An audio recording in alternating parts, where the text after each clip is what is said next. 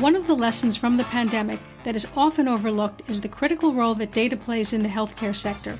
Admittedly, if you don't work in the sector, then it's not something you're likely to be thinking about. However, the importance of having your own healthcare records digitized and the ability for healthcare professionals to be able to access patient data across nationwide or even international platforms can be life-saving. And yet, despite huge tech advancements in diagnostics and other areas of healthcare, when it comes to data, the sector trails just about every other industry. However, that's finally starting to change, and with game-changing benefits. Hi, I'm Jane Singer, and thank you for joining me today on A Seat at the Table and being part of our global community, which now has grown to over 100 countries. Today I have the opportunity to speak with Robin Weiner, president and co-founder of Get Real Health, an award-winning health tech company that helps doctors to have greater access to patient health data while making it easier for patients to get health care, regardless of where they're located. In this episode, Robin talks about why having better access to data can help the healthcare sector solve some of the world's biggest healthcare challenges, how new technology is bringing better healthcare to people outside of major metropolitan areas, and what's holding the sector back from implementing technology already in use in other sectors. Before we get started, if you're a supply chain executive who'd like to finally put an end to information overload and get a simple, concise, fact-based summary of key developments and market shifts, then the current situation in sourcing is exactly what you're looking for. To get immediate access, head on over to thecurrentsituation.net. That's thecurrentsituation.net, where you can get all of the details. I'll put the links in the show notes, and of course they'll be over on our podcast website, seatpodcast.com. Now let's sit down with Robin and get an update on how IT can help solve our healthcare challenges. I'm really delighted to have you on the show, Robin, because healthcare, honestly, is just such an onerous subject for people, particularly based in the U.S., to tackle. And it's been like this for decades, and nobody's done much about it.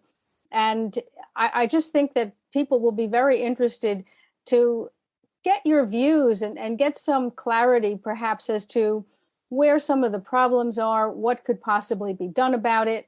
I don't need to tell you, it's not easy to wrestle with a system that is really such a tangled web, so to speak. Absolutely. Especially here in the U.S. Yes. Overseas is a little easier just because of social medicine. Things do, well, it's easy in some ways and harder in other ways, but at least you're able to get your hands on some things a little faster versus all going one area. Yeah, absolutely. Now, from your point of view, what do you see as the core challenge facing healthcare right now? And I mean, I know there's many challenges, but if you could sort of, give us some of the top ones, or, in some way narrow the focus a little bit. Especially for what I do here at Get Real Health, we're on the health IT, the technology side of it. Okay. But in general, one of the largest problems we're having right now just across is the lack of healthcare workers. They're burned out after the last 3 years. Oh, I'm sure. I have a lot of friends that they're burned out in a way, and there's burnout and then there's burnout. Yes. And some of the nurses and doctors in the front desks and everybody who's working, they just are so exhausted. And the next area, so that's the doctors and nurses that have been in the hospitals and the front lines. The next area that you cannot get an appointment with, and we've been trying for some family members, is on the psychology. Oh, really? You cannot get an appointment with a psychologist or a psychiatrist because, everybody has gone through so much in the last 3 years that now people are realizing mental health is a huge issue. Wow. And now you can't, so everybody who has an area of that, there's 3 to 4 months waits. So you've gotten, across the boards in healthcare, because I believe healthcare is made of what's happening in your body, but also what's happening in your mind, your body, and your spirit. So Absolutely. If you're having problems with dealing with stress, I've got a child who, he's not a child anymore, but he graduated in 2020, right? So that is the whole syndrome. Those kids are having such a hard time. They didn't get graduation. They didn't finish their high school years and gone to college, and colleges were sitting in a dorm room, in your dorm room doing college. These kids are really having a hard time. You cannot get anybody to speak to them. So you've got two scenarios. you've got your medical doctors, your typical medical doctors and nurses burnt out, and then you have all this psychology. So what do you do about, how can we support that and help it and see what we can do for the patients? So that's where we believe technology, it can be some support on that some of these doctors and nurses that just don't want to be in a hospital anymore because they're burnt out, they can do virtual calls. They can have those conversations from the comfort and safety of their homes, and to do work when they are comfortable to work. And people are now used to it, right? Before, having a virtual call 3 years ago was like, oh my gosh, this is crazy. Yes. And now it's, oh my gosh, why wouldn't I have done this, right? Because it's so much convenient, right? I do think the biggest problem right now is the lack of having the support out there that we had before this all happened. But there's a lot of things we have to get back online and get caught up in the medical world.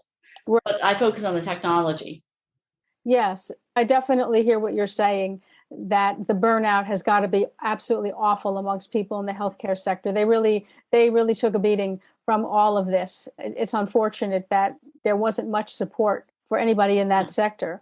Now, you said that there's technology that can help, other than being able to do remote, I don't know what you would call it, but what typically used to be an office visit remotely in many cases. Other than that, what other technology do you see coming through to help? So what we do at Get Real Health is, we've been doing for years. We were doing it before it was popular. Right. Is the ability for you as a patient right now, when you're out there trying to figure out your healthcare. So now things have gone to virtual, virtual online, et cetera. But you're saying, well, my information is, I need to be able to see all of it. And what's changed now, some of the power has been pushed back to the patient, right? But you need to be able to have that data within inside your hands, right? So how do you get that data? Because what we want to be able to do is now be able to look at your whole life and say, hey, what's going on in general with my health? And one of the things one of my favorite taglines we have is, see your patient like you've never seen it before. Usually you would go see the doctor 2 to 3 times a year, and the doctor would only see you 2 or 3 times a year. Right. What we need to be able to do is empower the patients, empower us to be able to see what's going on with me all the time. So now with technology, and these would be patient portals, but now there's really something called the digital front door, where we're able to combine information from your doctor's offices and your hospitals and everything to one area. So you can start to say, okay, you know what, my blood pressure has been up for X amount of time, or I'm not eating the right food. And when I don't eat the right food and I don't work out, my blood pressure goes up. Right. If I, those kind of pieces. So what we are able to do now, and this is really starting, we're working with one of the largest hospital systems here in the U.S., is the ability to get all that information in one place, but then add on all your devices, your Apple Watches, interesting, your Fitbits, your blood pressure cuffs. So it's one thing to have what happened in the hospital or the doctor's office. Right. But what happens when you start layering on what's happening in your daily life?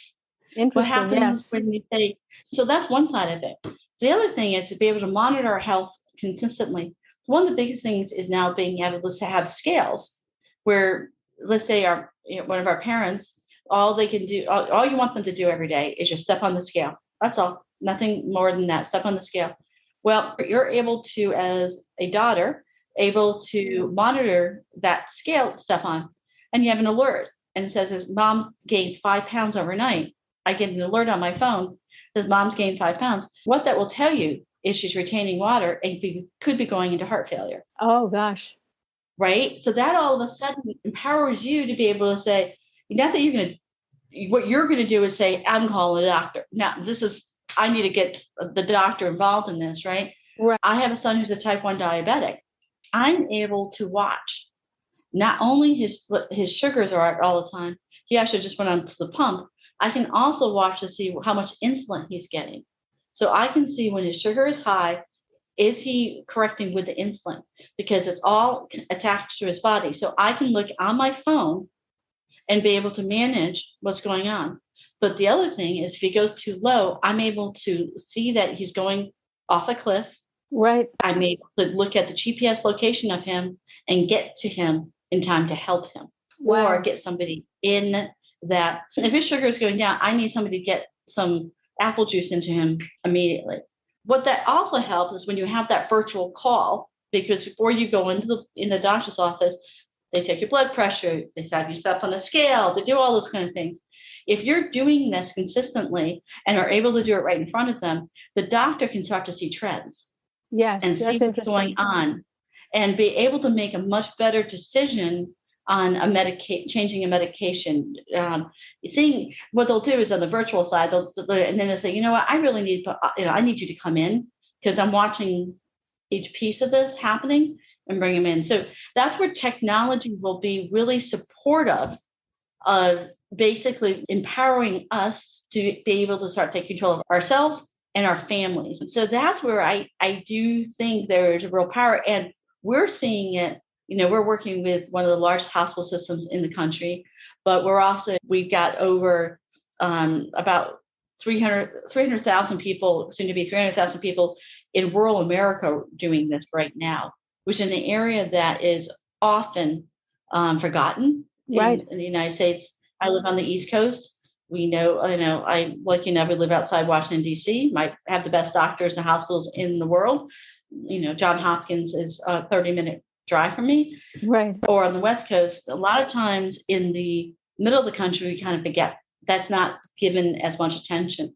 This is the ability to be able to do all that and then take that data. If the patient wants it, we can actually find out if somebody has some chronic disease or been diagnosed with cancer. The next step is to be able to, if the patient agrees to it, to be able to let people know that we have this great database of people that have these things and be able to connect a patient with a clinical study and bring them together. So there's some really cool things that we can do with empowering the patient with the data, and then if the patient wants, being able to take that data and be able to get them the support they need in other areas. I think that's really interesting because you're right. If you're in a metropolitan area, whether it be in the US or elsewhere in the world, you tend to get used to the fact that, like you said, so many things are within striking distance. You have all this medical support nearby, but there are many, many people who live just far enough away that it becomes very difficult in order for them to get regular treatment or to be able to get any treatment. So the implications on a global scale are actually very, very interesting. Absolutely. No, we work in multiple countries, the UAE, Canada, UK, Amsterdam, New Zealand, Australia. And when you get in some of these countries, you realize how big these countries, in Australia, you think, oh, Australia, same kind of situation when there's a lot of rural. Right. Canada, there's a lot of rural. True. And able to empower people to be able to do this is great. And what we are finding too is because we have clients and our clients are overseas or Department of Health, like large Department of Health, we're starting to see the Department of Health are talking to the Department of Health. Interesting. And that is a really great piece that we're seeing too. Yeah, I think that the ability to share information is also important. I mean, as we've seen, particularly during this pandemic, the ability for multiple nations who are experiencing the same situation to be able to pool that data is huge in terms of getting towards a solution or being able to predict possibly what might be coming next. So you're right. I think that ability is very, very important. Yeah, we've seen a lot with COVID where Israel seems to be a bit ahead. Yes. And having information come from Israel back over to the U.S. or other, to the World Health Organizations, to be able to see the best practices that are happening across the boards. So even on the vaccination passport, we all came together we were part of a team here in the U.S. that worked with the World Health Organization. And that's still going on of how you can share that information cleanly and clearly. But we took standards that are typical standards and tried to roll them out. We run the vaccination passport for the province of Saskatchewan, Canada. Right. And we're able, but that technology is the same technology that's being used in the U.S. as being used in the different areas. And that's the kind of thing is when you look at a global side, you want to make sure that you are connecting these different technologies together to be able to talk to one another, to be able to get those results, be able to help one another. If anything, the last 3 years has said is we cannot be siloed. Right. We need to be able to talk to one another and figure out how to do this. And this is for COVID, but how powerful would this be for other diseases that come up? Right. And other areas, because what we've talked about, even on the vaccination passport, that's really just focusing on COVID. We've just come out with something called the emergency access QR code. So if I'm traveling and I get in a car accident, I go into the hospital, there's going to be a QR code right in my wallet that somebody can scan. And we call it break the glass, because you only can do it, scan it once. Will tell you who my husband is, or who it is, and what my major medical problems are. So the doctors right instantaneously will be able to look and say, okay, she's on this medication, she has heart disease, she's got this, and this, and we have to call her husband. Right. And it's a log of telling them that happening, but that also works if I go overseas. And if I'm in a country that might not, that it's a little easier in the US, they can pick up the phone and call a doctors or whatever. But overseas, at least give them the basic information. So we think that's the next phase, to be able to give people the peace of mind that if something's out there, people now know how to do a QR code, which brings them to a website. And we audit that, and we have a back audit, so we know if somebody has come into somebody's site through the emergency access, that there is, that somebody has we call it break the glass. Somebody has broken the glass, that we know that there's a problem, and their family can be alerted that something's going on. So this is where technology is taking us. Yeah, I think that's a really interesting sort of an add-on to what you're doing. And you're right, healthcare data is very siloed. My brother's COO of a company that specifically does data integration for the healthcare sector. And they have many, many prestigious clients in the US, but also in the EU. And I think they also have a fair number of clients in Asia. And it was much to my surprise is everybody has their own system for keeping data. Yeah. It becomes very, very difficult to do these studies because you first need to not only get the data, but you have to integrate that data, as you know, into one big database that's very complicated. A lot of data points that need to be brought together.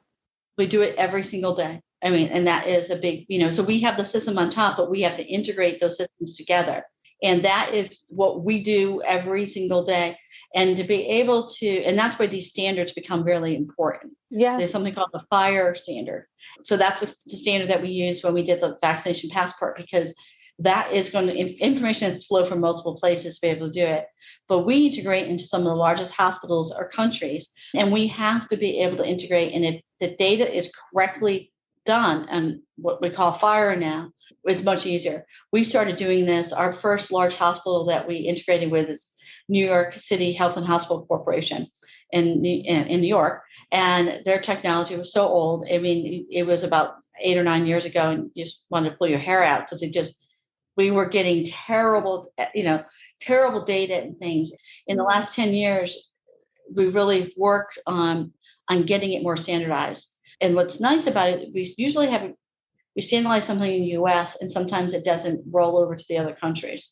And for FHIR it's taken off in such a way that's being adopted in so many of the other countries, and which makes it so much easier for myself or your brother, like to be able to say, okay, I can get what's going on in the UAE to be able to talk to what's going on in the EU. It has to be permissioned and all that kind of stuff. But, when something like COVID happens, the World Health Organization needs to have that information pretty quickly. And now we're able to bring it around. But you do have silos. You have some of the biggest EMR companies in the world or out of the US that don't want to share that information. Wow. And so we've got some new rules and regulations here in the US, interoperability rules, that said you have to share it. Wow. You cannot hold it anymore. And they will fight, and they always will fight. But now they have to. And because of that push, and because of some people that really pushed on that, we're finally seeing that movement. But like anything, I live outside Washington, D.C., everything is hard to get done. Right. You got to get to both sides of the house to agree on it, and et cetera. But we're starting to see where where something 5 years ago was there's no way that's going to happen. We're starting now to see it starting to actually take hold and going. It's a little harder here in the US because we are very siloed. Overseas, when a government makes a decision, everybody kind of has to, even in social medicine, they have to follow it. In some countries, it's very different. We work with Saudi Arabia and things like that. It just will happen. But some other countries, it takes a little while to get there. But the good news is we're seeing some really good progress. It sounds really great, and it sounds like an important breakthrough. What's holding it back from being more widely adopted? We're going to take a quick break now, and then we'll be right back. We were hiring when we were making 50 to 100K monthly losses. And why? Welcome to episode 1. I can't think of a single founder who's been around for a decent amount of time in business who hasn't had their tunnel of year. This was that year. We're going to be okay, yeah, Sheree. Some are going to hear this and think, you TDP. But hear me out. You only have to do the math to understand that very soon we were $500,000 down.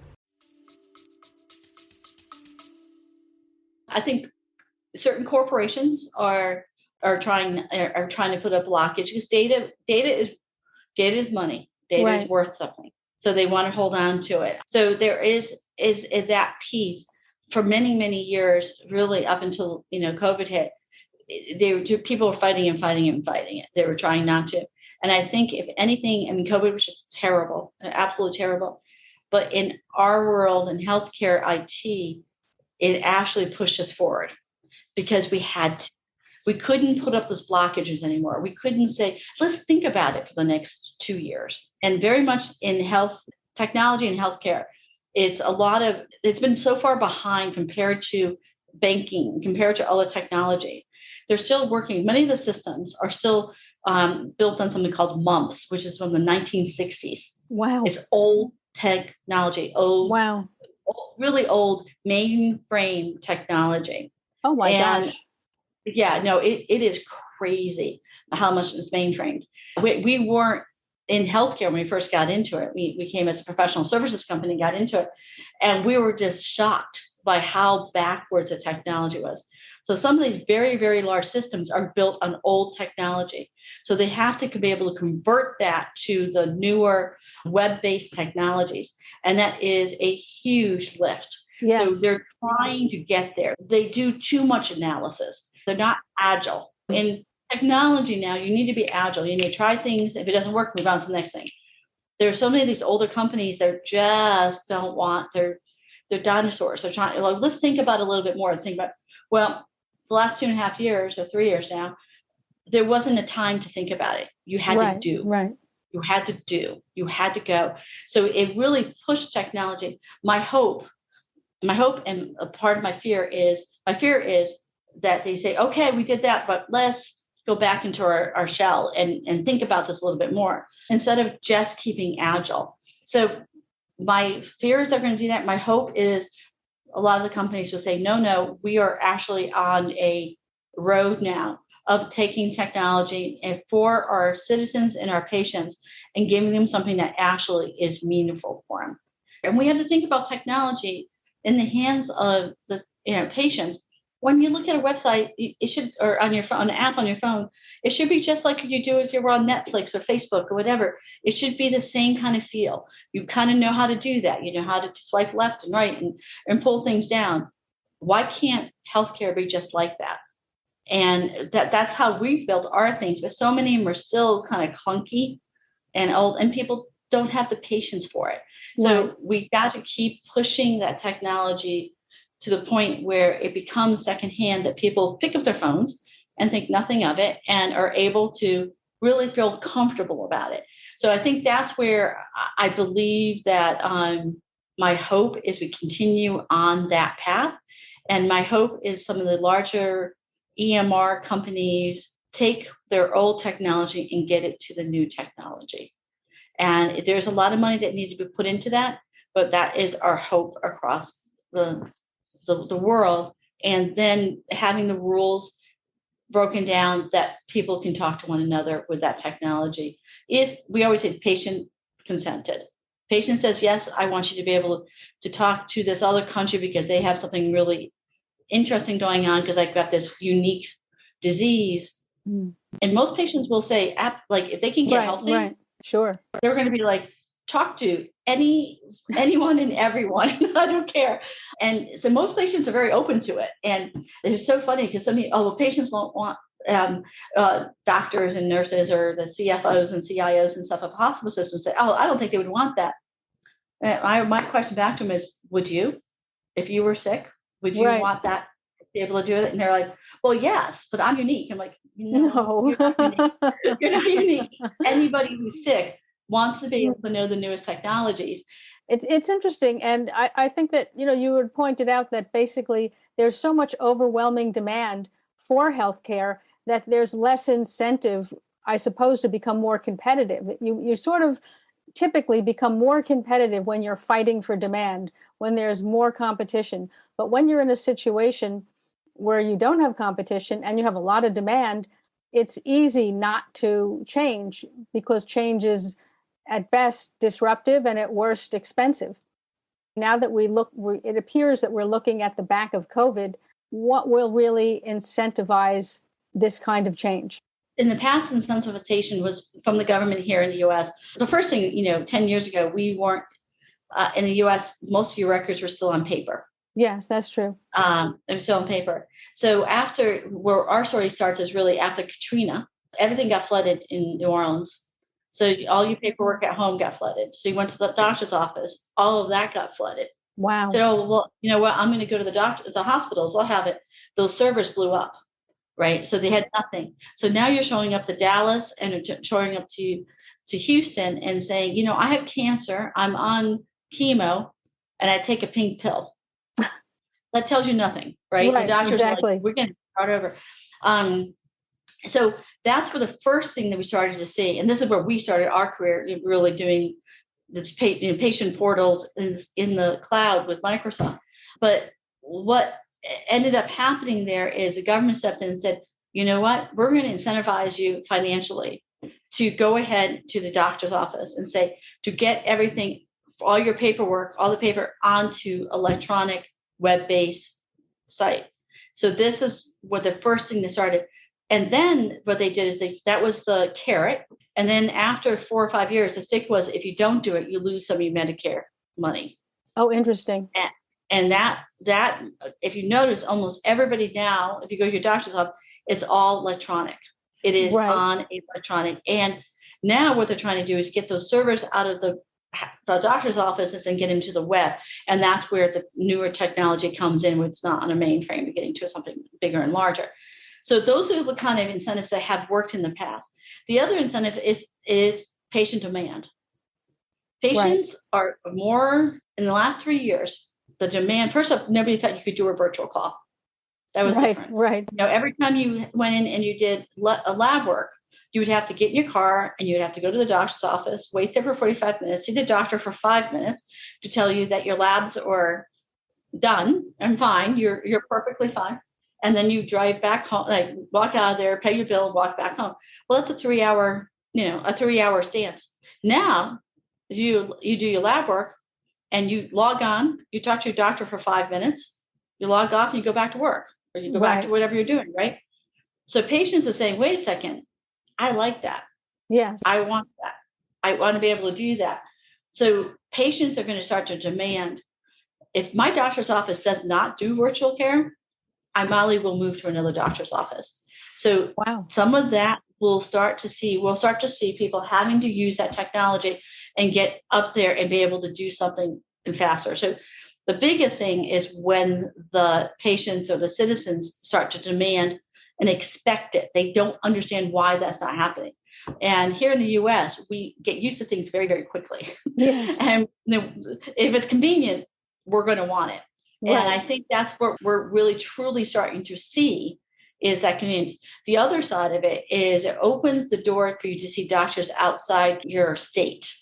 Interesting. And so if you are in rural Iowa and you need to see a specialist, before that would have been a flight into New York or DC or LA or something like that, or Chicago to see that maybe that specialist. Now you get an appointment, and at least for the initial couple calls, you can do it virtually, and you'll be able to do it. So there's going to be more demand to those top docs to be able to get in and start to see them and be able to do those kind of things.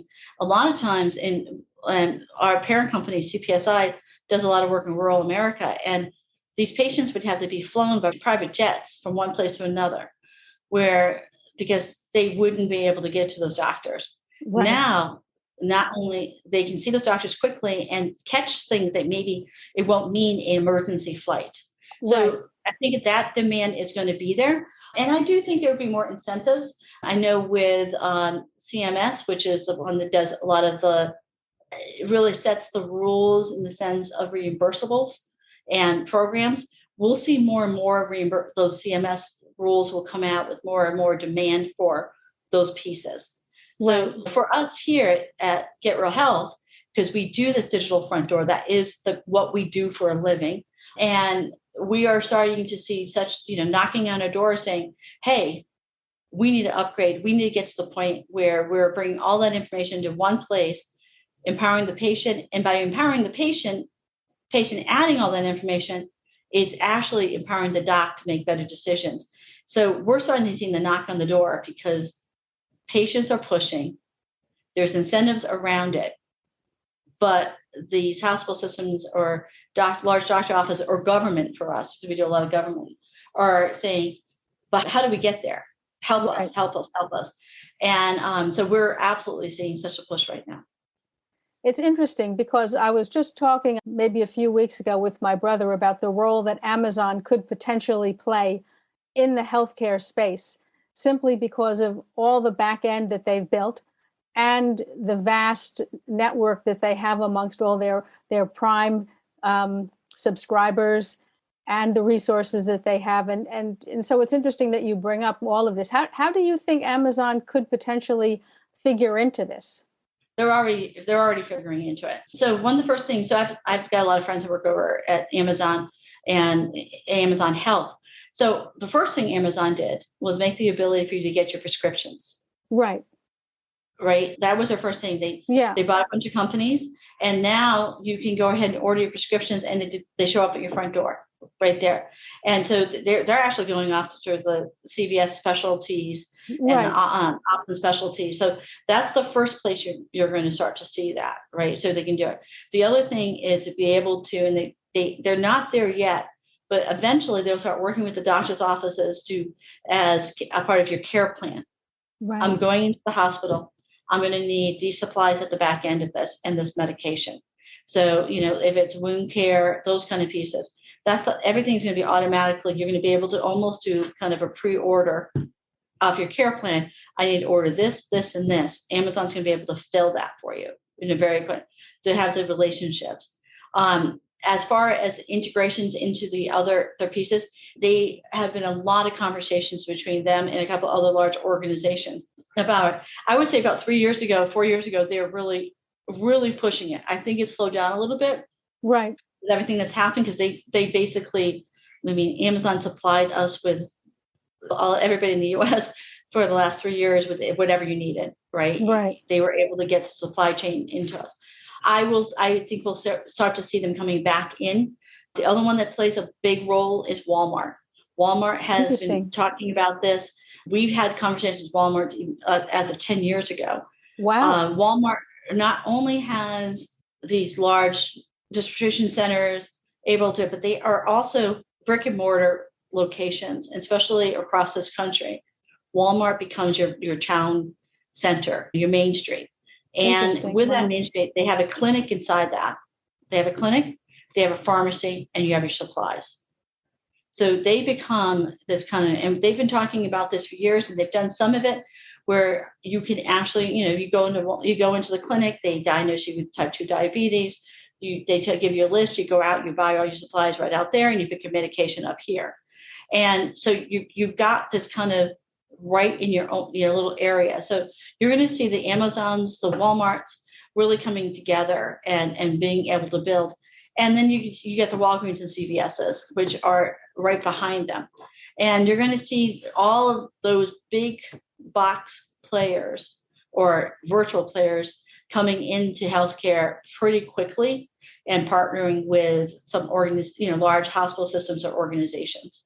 It's interesting to see this shift because particularly in the US where we don't have national health, you have what I see as a growing a subset of the population that's either underinsured for healthcare or not insured. And that appears to be growing simply because there's sort of a shift in companies to want to take more people on as consultants simply to not have to, for one reason, to carry all of all the benefits that you have to give people if they're full time. That's not the only reason. And there's more people who opt to want to be part of the gig economy, wanting to do their own thing. So when you have that many different factors, the base of people who somehow can't get insurance for whatever reason is huge. And it's very difficult if you're in the US and you're not able to get insurance from a company. It can be somewhere between impossible to crazy expensive. You don't need me to explain to you the whole situation. People are starting to use the ACA a little bit, on affordable care. But along with that, some of the things, so having a son's a type 1 diabetic, insulin is right. insanely different.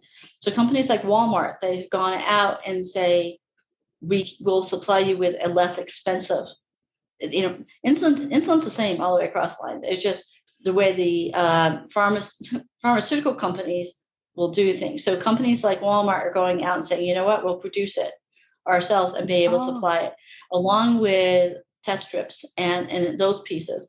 We're going to start to see more and more of that, where the big box organizations are going to step in and say, listen, we can supply you with your medications in a way, with the tools that you need to be able to manage your health. And we will see them coming out. And I believe there's even some programs that you can get healthcare through them. And it's, affordable. It's the low end, it's really, God forbid something terrible happens kind of piece to it.